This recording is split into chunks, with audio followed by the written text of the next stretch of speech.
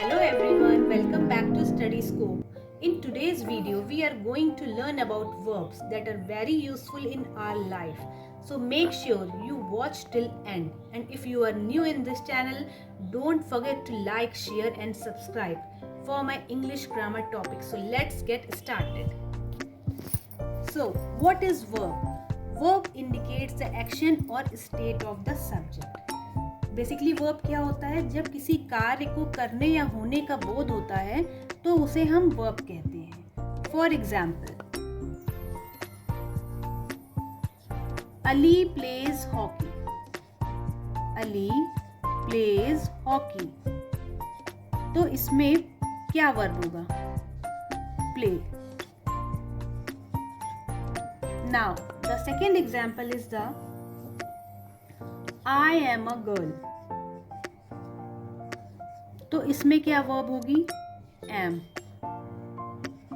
तो ये मेरा एग्जाम्पल है वर्ब के. अब जैसे यहाँ अली प्लेज हॉकी, तो इसमें क्या वर्ब होगी? जैसे इसका है अली हॉकी खेलता है, तो इसमें खेलता है ये मेरा क्या है? वर्ब है. फिर उसके बाद है आई एम अ गर्ल, जैसे मैं एक लड़की हूँ, तो इसमें क्या है? वर्ब क्या मेरी आएगी? am. तो ये मेरा वर्ब है. Now second thing is, what is the kind of verbs?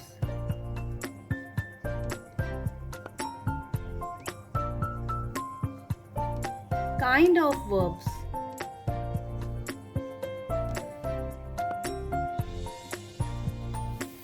Basically three kinds of verbs. So what is kind of verb? Basically three types होते हैं. The first one is the main verb,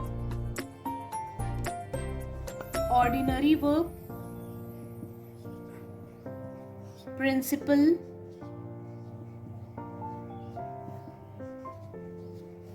and lexical. And the second, now the first one is the main verb, ordinary verb, principal verb, lexical verb. उसके बाद second one is the auxiliary and helping verb. अभी मैं आपको सब describe करूंगी सबको. Helping verb, इसके भी 3 पार्ट्स होते हैं. उसके बाद आता है third one is the linking verb. एक एक करके सारा एक्सप्लेन करूंगी.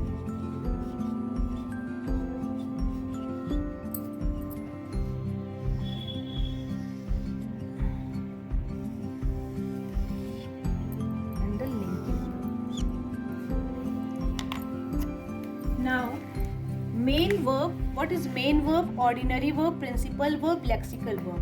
तो main verb, जैसे main verbs की कुछ forms होती हैं, जैसा कि आपने पहले पढ़ा होगा. verb की फर्स्ट फॉर्म, सेकेंड फॉर्म, अभी तक आपने verb की थर्ड फॉर्म तक पढ़ा होगा, लेकिन ऐसा नहीं है. verb की फोर्थ और फिफ्थ फॉर्म भी होती है. उसके बाद हमारा आता है, अब इसमें मेन वर्ब में मेरी 2 वर्ब्स आएंगी, finite and non finite. Main verb में मेरी 2 वर्ब्स आती हैं. एक आती है फाइनाइट,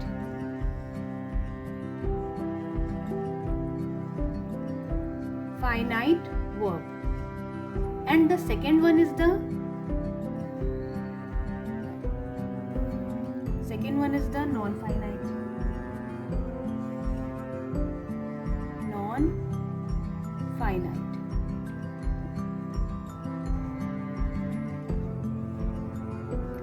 अब फाइनाइट वर्ब क्या होती है?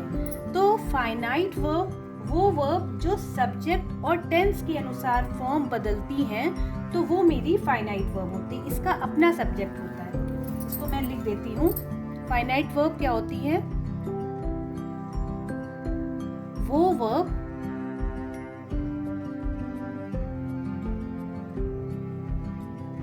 जो सब्जेक्ट और टेंस के अनुसार बदलते हैं.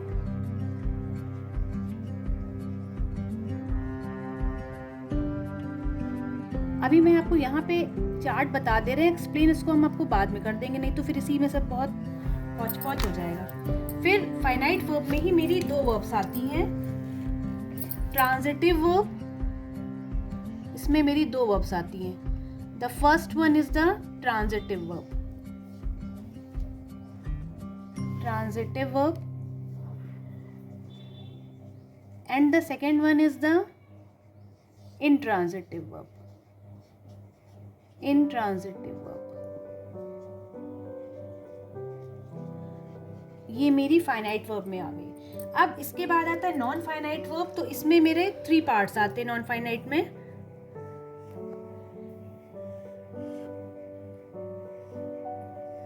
एक तो मेरा आता है इन्फिनिटिव,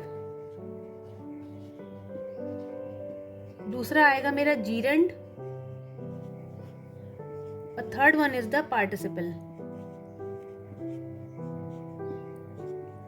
तो ये मेरा ये पूरा ऑल ओवर, ये मेरा पूरा मेन फॉर्म, मतलब मेन, ऑर्डिनरी और प्रिंसिपल का के पार्ट्स हो गए मेन, ठीक है। अब now the second one is the auxiliary and helping verb. तो ऑक्सिलरी में मेरा आएगा 3 पार्ट्स आते हैं। The first one is the primary auxiliary,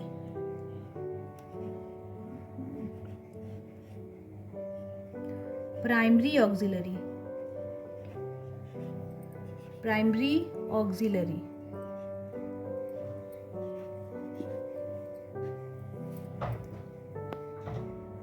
अब ऑक्सिलरी और हेल्पिंग वर्ब के 2 पार्ट्स होते हैं, प्राइमरी ऑक्सिलरी, फिर second one is the model auxiliary, model auxiliary. उसके बाद third one is the marginal auxiliary, marginal auxiliary. ये मेरे ऑक्सिलरी और हेल्पिंग वर्ब के पार्ट होते हैं। अब प्राइमरी ऑक्सिलरी क्या होता है, उसमें आपको प्राइमरी ऑक्सिलरी में बेसिकली 3 टाइप्स हैं इसके, जैसे टू बी, बी की फॉर्म होती है जैसे, अब बी की फॉर्म में क्या है, is, am, are, was and were. उसके बाद हैव की फॉर्म होती है, जैसे हैज, हैव, हैड, हैज हो गया, हैव हो गया और हैड हो गया। Now the third one do की फॉर्म होती है, जैसे डू हो गया, डज हो गया और डिड हो गया। तो ये मेरा सारा प्राइमरी ऑक्सिलरी में आता है। नाउ द मॉडल ऑक्सिलरी, जिसको हम लोग मॉडल वर्ब कहते हैं, तो उसमें आ गया मेरा can, could, shall, should, will, would, ought to। तो ये सब मेरा मॉडल ऑक्सिलरी में आ गया। फिर आता है मार्जिनल ऑक्सिलरी, तो इसमें मेरा आता है need and dare. Now the third one is the linking verb, वो उसको हम अभी आपको आगे एक्सप्लेन करेंगे। नाउ व्हाट इज, अब हम एक्सप्लेन करेंगे फाइनाइट वर्ब। तो what is finite verb? Finite verb क्या होता है? तो ये बेसिकली वो वर्ब होती है जो सब्जेक्ट और टेंस के अनुसार हमेशा फॉर्म बदलती है, इसका अपना कोई सब्जेक्ट नहीं होता, ठीक है। तो इसको हम लिख देते हैं, जैसे कि फाइनाइट वर्ब क्या होती है, वो वर्ब जो सब्जेक्ट और टेंस के अनुसार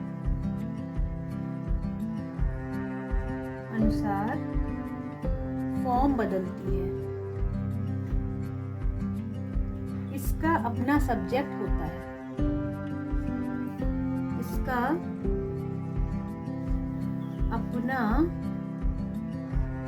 सब्जेक्ट होता है।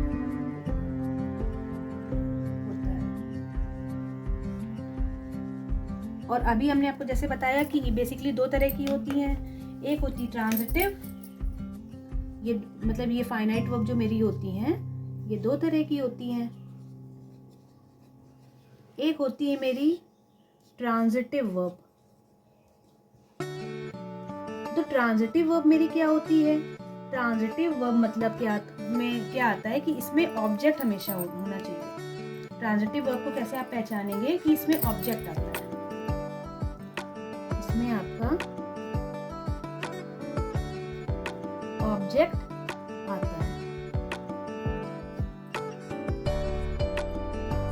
अगर हम फॉर एग्जाम्पल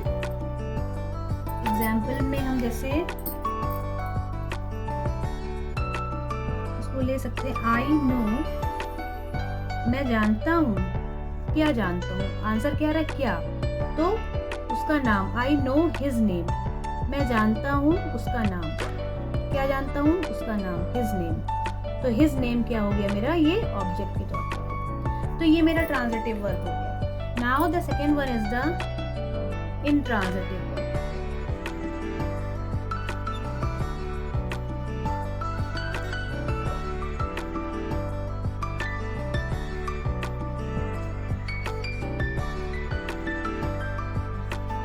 इसमें ऑब्जेक्ट नहीं होता है। इंट्रांजिटिव ऑब्जेक्ट नहीं होता, ऑब्जेक्ट नहीं आता।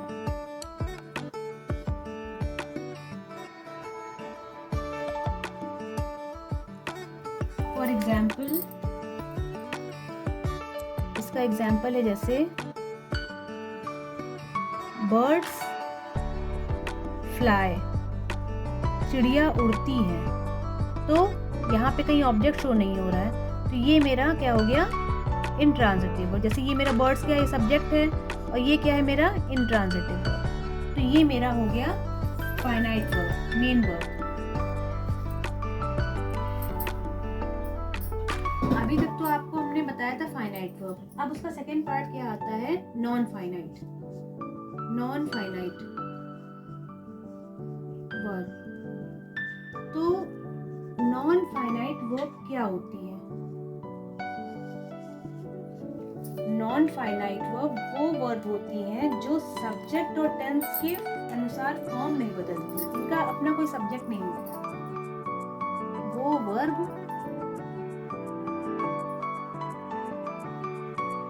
जो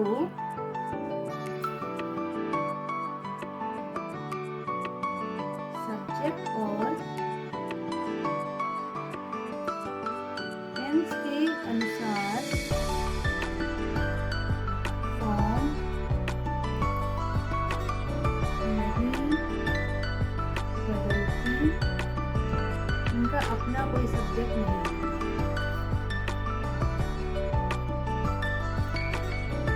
कोई सब्जेक्ट नहीं होता। जैसा भी हमने आपको बताया था,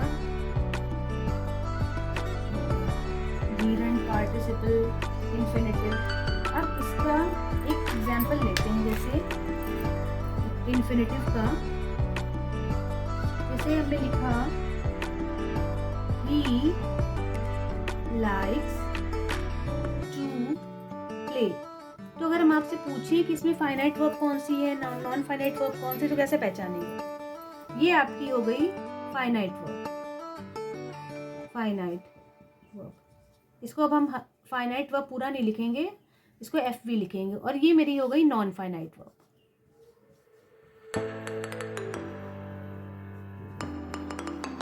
तो ये मेरा क्या हो गया? ये मेरा इन्फिनेटिव हो गया। ये उसके बाद अगर हम एक और एग्जांपल लेते हैं, जैसे कि he like to play, he like to play। तो ये भी मेरा फाइनाइट वर्ब हो गया, और ये मेरा नॉन फाइनाइट हो गया।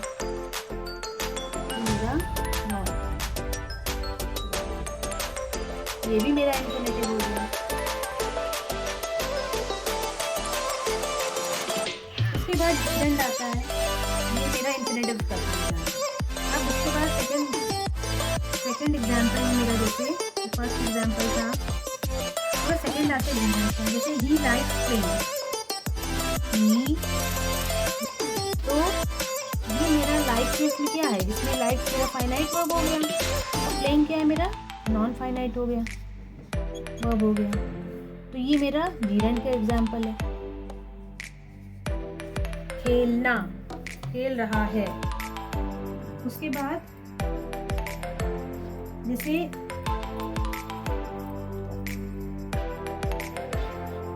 ये है he likes a blooming, he likes a blooming, तो ये मेरा फाइनाइट वर्ब हो गया और ये मेरा नॉन फाइनाइट वर्ब हो गया। तो ये मेरा क्या हो गया, ये पार्टिसिपल हो गया।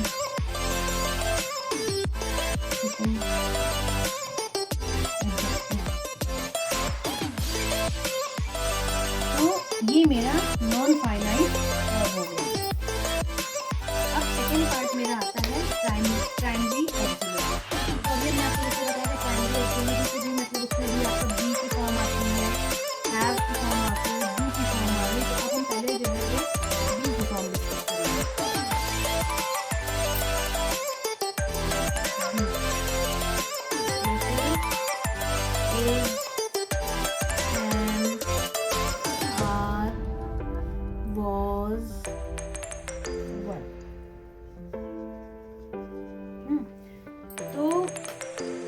अगर हमने जैसे एक एग्जाम्पल यहाँ पे लिखते हैं, ये है मेरी फुल एंड मेन वर्ब।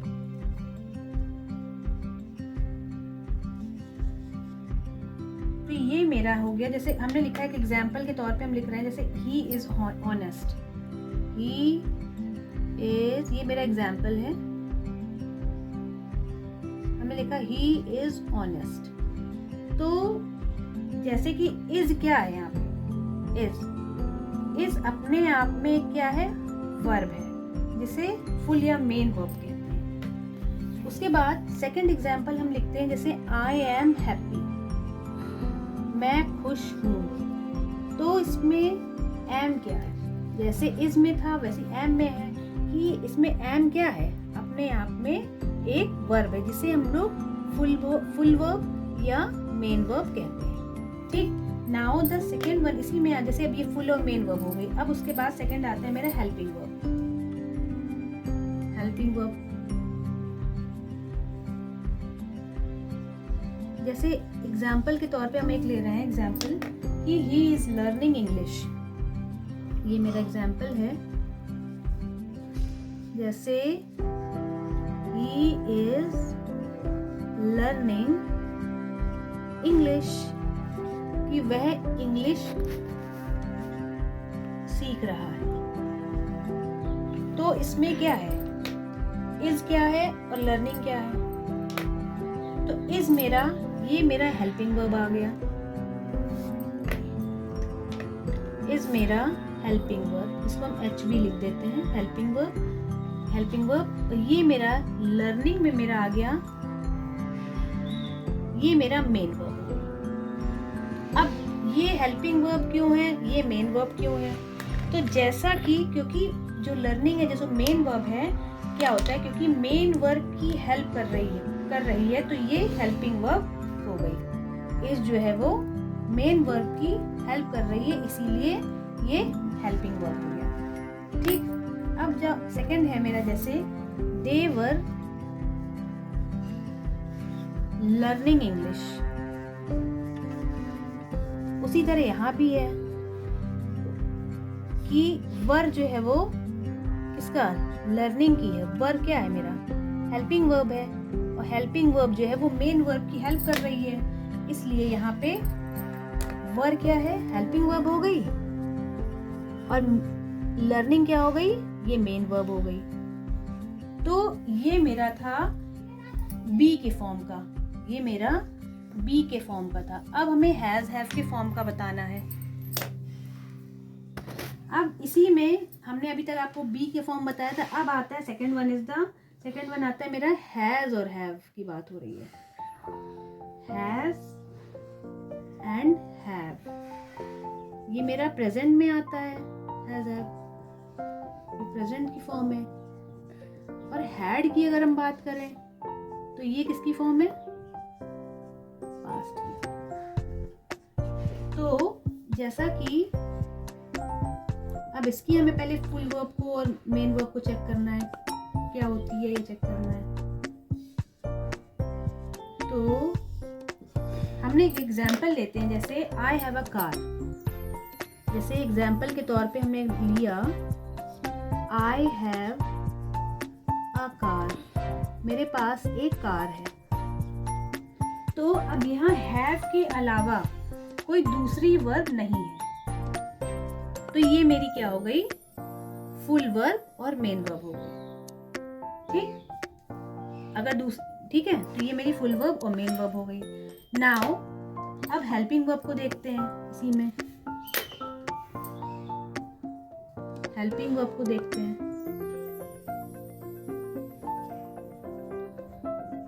जैसे हमने लिखा एग्जाम्पल में, he has learned English, he has learned क्या है, लर्न की थर्ड फॉर्म है, learned English, learned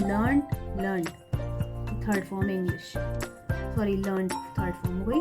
तो अब इसमें हमने ये हमें बताना है कि कौन सी हेल्पिंग वर्ब है और कौन सी मेन वर्ब है। तो जैसे वह अंग्रेजी सीख चुका है, तो यहाँ ये मेन वर्ब की हेल्प कर रही है। तो इसमें हेल्पिंग वर्ब क्या है, हेल्पिंग वर्ब मेरी ये है हैज, और हेल्पिंग वर्ब किसकी हेल्प कर रही है, लर्न की। लर्न क्या है मेरी, मेन वर्ब।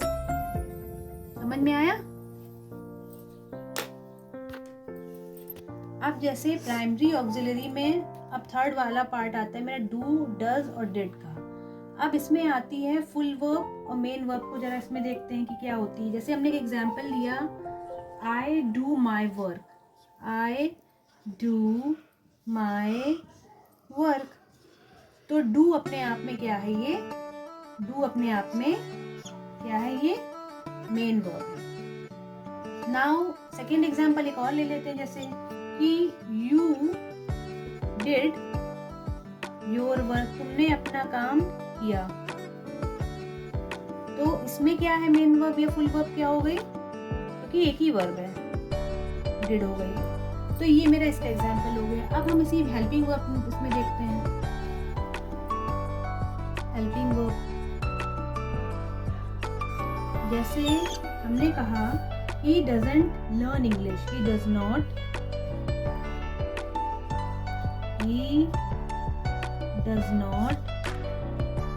learn English। अब does not क्या है, इसमें हेल्पिंग वर्ब है, वह अंग्रेजी नहीं सीख सकता, है ना। तो इसमें क्या है, ये क्या है मेरी does not, हेल्पिंग वर्ब, और learn क्या है, इंग्लिश वो मेन वर्ब। तो ये हो गया, ठीक है। डज नॉट हेल्पिंग वर्ब हो गई और लर्न क्या हो गई, मेन वर्ब। तो ये मेरे सारे, ये जितना भी मैंने बताया ये था मेरा primary auxiliary. Now the third one is the auxiliary and helping verb. Now फिर अब आता है ऑक्सिलरी हेल्पिंग वर्ब में, ऑक्सिलरी और हेल्पिंग वर्ब का एक पार्ट तो मैंने अभी बता दिया, डिस्कस कर चुके हैं। अब उसी का सेकंड पार्ट आता है मॉडल ऑक्सिलरी। मॉडल ऑक्सिलरी अब क्या होता है, मॉडल ऑक्सिलरी। मॉडल ऑक्सिलरी में जैसे मेरा कैन हो गया, कुड हो गया, विल हो गया, would, shall, should, ought, out हो गया, ought to। तो इसमें क्या है, ये केवल हेल्पिंग वर्ब के रूप में ही ये यूज होती हैं। ये वर्ब के मतलब क्या है, मूड को हमेशा बताती है। जैसे इसको लिख देते हैं, मॉडल वर्ब, मॉडल ऑक्सिलरी जो होते हैं बेसिकली हेल्पिंग वर्ब के रूप में यूज होते हैं, ये यूज करते हैं और वर्ब के मूड के अकॉर्डिंग और वर्ब के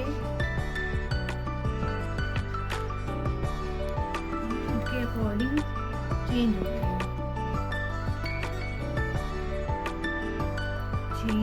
हैं, अगर हमने एक एग्जाम्पल जैसे लिखते हैं कि इस एग्जाम्पल लिया मैंने कि he can learn English,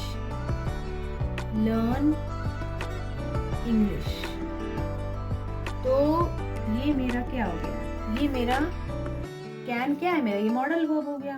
तो मैं ये एक हेल्पिंग वर्ब, जैसा भी मैंने बताया कि जो मॉडल वर्ब होते हैं वो हेल्पिंग वर्ब के रूप में यूज होते हैं, और लर्न मेरी मेन वर्ब हो गई। ठीक, नाउ सेकेंड एग्जाम्पल एक और ले लेते हैं, जैसे कि ही शुड लर्न इंग्लिश, तो उसमें शुड मेरा हेल्पिंग वर्ब हो गया, ही शुड लर्न इंग्लिश, और तो इसमें शुड मेरा हेल्पिंग वर्ब एंड लर्न ये मेरा मेन वर्ब हो गया। ओके, नाउ लास्ट इसी में ऑक्सिलरी मॉडल, इसमें हेल्पिंग वर्ब में एक लास्ट पार्ट इसका और बचता है, जो कि जिससे हम लोग जो आता है मेरा नीड और डेयर, नीड एंड डेयर।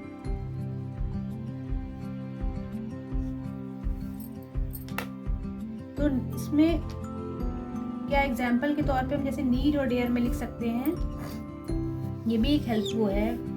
इसमें क्या करेंगे कि जैसे हमने लिखा ही नीड नॉट कम टुमारो, तो कम टुमारो, उससे नीड नॉट क्या है मेरी, ये हेल्पिंग मॉडल है, मॉडल वर्ब में आता है हेल्पिंग वर्ब में।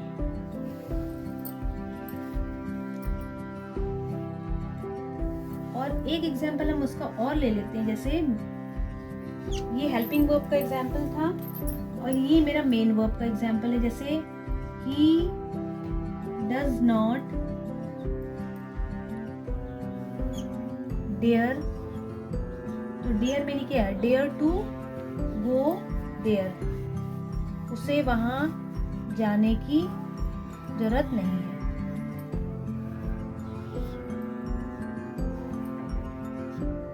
तो ये मेरा मेन वर्ब हो गया। नाउ अब इसका third part, linking verb. So what is linking verb? Linking verb क्या होता है? तो जिस वर्ब के अर्थ को पूरा करने के लिए किसी पूरक या कॉम्प्लीमेंट की आवश्यकता होती है, जरूरत होती है, तो वो लिंकिंग वर्ब कहते हैं। जैसे लिख देते हैं, जिस वर्ब के अर्थ को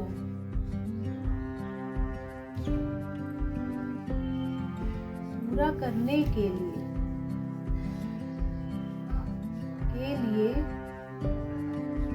किसी पूरक जो होता है कॉम्प्लीमेंट या कॉम्प्लीमेंट, पूरक हम लोग क्या, कॉम्प्लीमेंट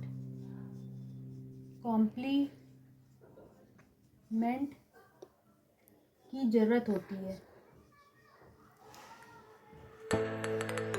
है तो वो मेरा लिंकिंग वर्ब होता है। जैसे लिंकिंग वर्ब में मेरा क्या हो सकता है, जैसे लिंकिंग वर्ब में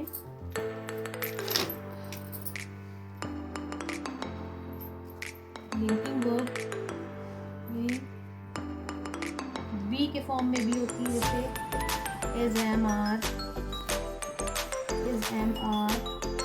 was work. और look हो गई, feel हो गई, लिंकिंग हो गई, appear हो गया, become, feel, taste, become हो गया, feel and taste. एग्जाम्पल और दे रहे हैं, जैसे एग्जाम्पल के तौर पे Kiran is a girl, Kiran is a girl. तो क्या है, तो किरण क्या है, ये किरण एक लड़की है, ये इसका, तो किरण क्या है, सब्जेक्ट है, और गर्ल क्या है, उसका कॉम्प्लीमेंट है, तो ये सब्जेक्ट कॉम्प्लीमेंट हो गया। किरण एक लड़की है, लड़की एक किरण है, तो किरण सब्जेक्ट हो गया और ये मेरा सब्जेक्ट कॉम्प्लीमेंट हो गया। उसके बाद एक और एग्जांपल देते हैं, जैसे second one is the Ravi seems happy, Ravi seems happy. तो रवि सीम्स मतलब जब रवि लगता है, खुश लगता है, हो गया, तो ये सब्जेक्ट कॉम्प्लीमेंट।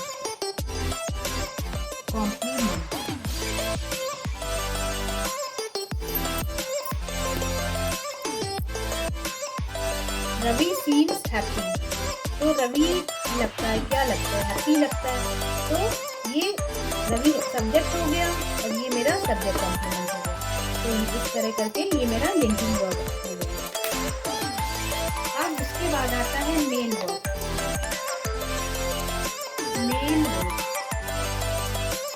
मेन वर्ब मेरी दो तरह की होती है, एक होती है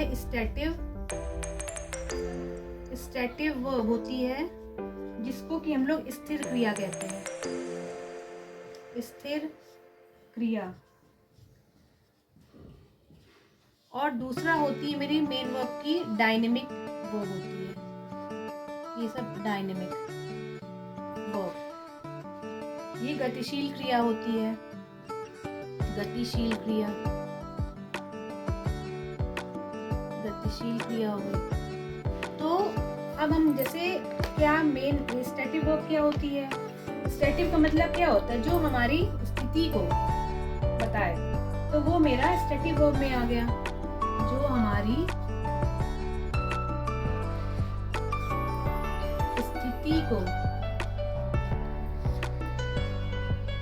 दर्शाए, वो स्टैटिव वर्ब है। जैसे फॉर एग्जाम्पल में जैसे ये मतलब एक्सपीरियंस को, मतलब स्टेट्स को, एक्सपीरियंस हो गया, नॉलेज, मेंटल, इमोशन, ये सब। जैसे इसमें आ गया मेरा एक्सपीरियंस, नॉलेज, इमोशन, स्टेट। अब फॉर एग्जाम्पल स्टैटिव वर्ब के एग्जाम्पल में जैसे आगे मेरा seen, hear, taste, smell, feel, agree, believe, remember,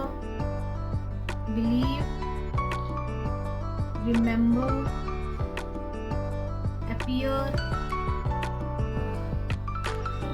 consider, think, love, understand, dislike, want, ये सारी मेरी स्टैटिव में आएंगी। Wish and desire, seem like,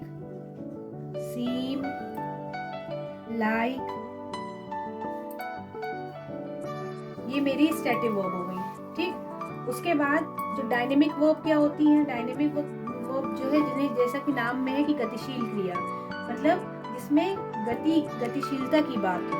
जैसे है ना, जिसमें गतिशीलता की बात हो वो मेरी डायनेमिक वर्ब होती है। जैसे किरण इज गोइंग, किरण जा रही है। जिसमें गतिशीलता की बात हो,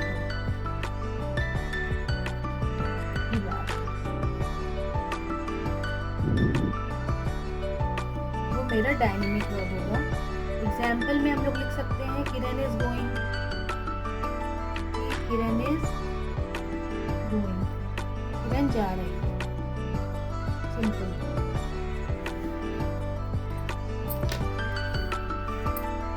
अब वर्ब की फॉर्म्स के बारे में, जैसा कि हम लोग पहले छोटे में पढ़ते थे, वर्ब की फर्स्ट फॉर्म, वर्ब की सेकेंड फॉर्म, वर्ब की थर्ड फॉर्म, लेकिन वर्ब की फोर्थ और फिफ्थ फॉर्म भी होती है। जैसे हमने लिखा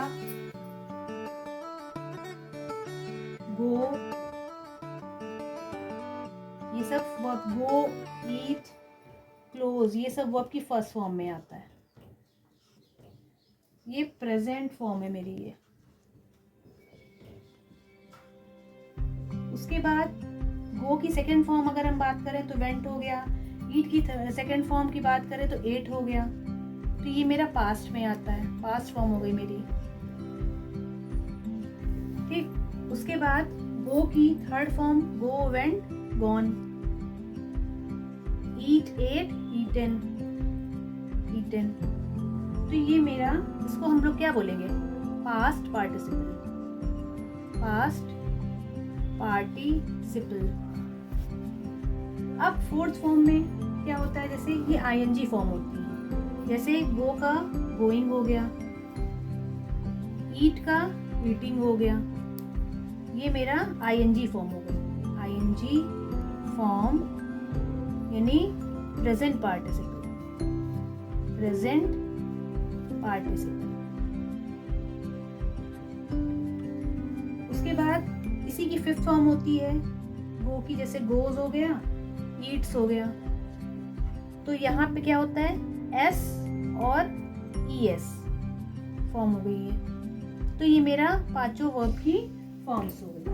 अब वर्ब के फर्स्ट और सेकंड फॉर्म के आधार पर वर्ब को हम लोग कितने भागों में बांटते हैं, दो भागों में बांटते हैं। जैसे एक होती मेरी रेगुलर वर्ब, एक होती मेरी इर्रेगुलर वर्ब। जैसे मेरी दो फॉर्म ना, रेगुलर वर्ब के regular verb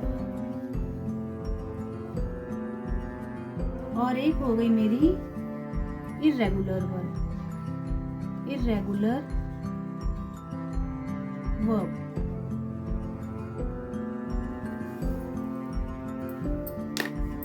now what is regular verb? Regular verb को हम लोग क्या एक मतलब और भी कह सकते हैं, जैसे हम लोग इसको वीक वर्ब भी बोल सकते हैं। क्या बोल सकते हैं इसको, वीक वर्ब। अब ये रेगुलर और वीक वर्ब क्या होती है, वो वर्ब जिसके एंड में क्या होता है, ईडी लगाकर हम लोग सेकंड और थर्ड फॉर्म को बनाते हैं। जिसमें जिस वर्ब के एंड में, अंत में ईडी, ईडी जैसे है ना, ये इस लास्ट में लगाते हैं, लगाकर सेकेंड और थर्ड फॉर्म, सेकेंड और थर्ड फॉर्म बनाते हैं। तो वो मेरा रेगुलर वर्ब और वीक वर्ब में आता है। जैसे एग्जाम्पल में हो गया एक लव, लव्ड, लव्ड। ठीक। तो लास्ट में मेरे क्या लग गया, ईडी, ईडी लग गया। उसी तरह मेरा उसके बाद आता है इर्रेगुलर वर्ब। इर्रेगुलर वर्ब इसको हम लोग स्ट्रॉन्ग वर्ब कहते हैं, स्ट्रॉन्ग वर्ब। तो इसमें क्या होता है, जिसके एंड में ईडी के अलावा और कोई फॉर्म आती है, जिस वर्ब के अंत में ईडी के अलावा अन्य तरीके से सेकेंड एंड थर्ड फॉर्म बनाते हैं, तो ये मेरा इरेगुलर फॉर्म होती है। जैसे फॉर एग्जाम्पल में हम दे सकते हैं, एग्जाम्पल में ये भी मेरा एग्जाम्पल है, रिंग, रैंग, रंग, है ना। अब इरेगुलर वर्ब जो होती हैं इनके बेसिकली मतलब इसमें इनके तीन रूप होते हैं, थ्री मतलब वो होते हैं, वो एक समान होते हैं। जैसे जैसे एक बता रहे हैं, 3 पॉइंट्स होते हैं। इसको मतलब 3 तरह से शो कर सकते हैं। इरेगुलर वर्ब के तीन रूप इसको हम लोग 3 तरह से इसको पेश कर सकते हैं। अब इसको जैसे इसमें क्या होता है, वर्ब जो होती है, जैसे एक वर्ब है, जैसे हमने लिखा उसमें कोई चेंजेस नहीं होता है। जैसे हमने लिखा ये फर्स्ट वो है, जैसे पुट है तो इसमें कोई चेंजेस नहीं, तीनों फॉर्म मतलब उसकी सेम होती है, ये फर्स्ट पार्ट में इरेगुलर वर्ब में। उसके बाद है ना, उसके बाद सेकंड में क्या होता है इरेगुलर वर्ब में, उसमें उसके 2 जो पार्ट होते हैं वो एक तरह के होते हैं। जैसे हमने लिख भी दे रहे हैं यहाँ पे कि जिन वर्ब के 2 रूप एक समान, जैसे कम, केम, कम। जैसे क्या एग्जाम्पल में, कम, केम, कम, तो क्या है इसमें 2, देखो 2 एक तरह से है, कम ये और कम ये, तो ये दोनों एक तरह से हो गई, ये तीनों एक तरह की हो गई। अब लास्ट एक और एग्जांपल हम दे सकते हैं, जैसे इसका कैच का, उसमें भी 2 मतलब जो है फॉर्म एक तरह की होती, कैच, कॉट, कॉट, इसके भी देखिए 2 रूप एक समान हो गए। उसके बाद जिस वर्ब के तीनों रूप एकदम अलग हो जाए, ये लास्ट है, ये इसका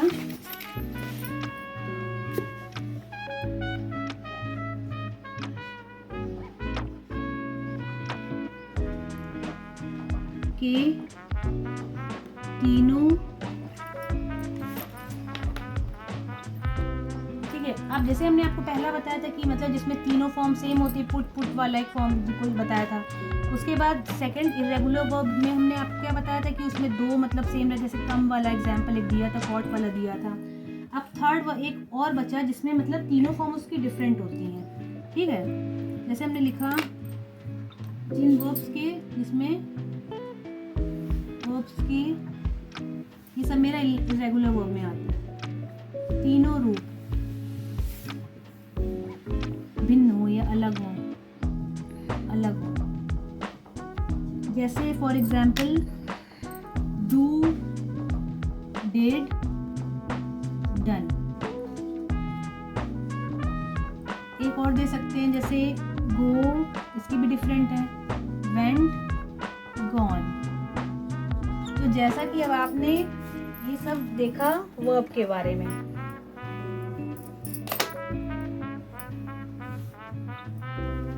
Now we have understood the concept of verb. So don't forget to like, share and subscribe my channel, and if you have any doubt, let me know in the comment section.